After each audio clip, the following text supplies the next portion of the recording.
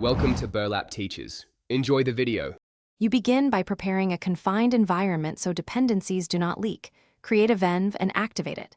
Install Python 3. 11 Plus and the framework you chose, for example Fast API for async speed or Flask for simplicity. Once done, scaffold routes, a basic app factory, and a requirements file. Make sure to initialize Git now and commit your working scaffold. This saves time and gives you a rollback point. You will iterate from this reproducible baseline. You now implement the core. Define your endpoints and data contracts, because clear contracts prevent rework.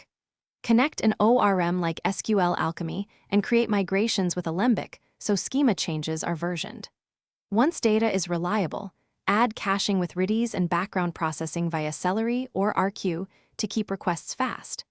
Make sure to add authentication using JWT or OAuth2 and centralize config. Then write tests that exercise main flows. You finalize by containerizing the app and wiring up continuous integration so builds are repeatable.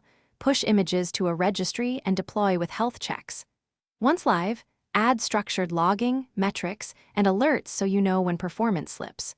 Run load tests and configure graceful shutdowns to avoid losing requests. If something breaks, check the app logs and trace the request path. Correlate request ID across services to isolate the failing component quickly, then roll back if needed.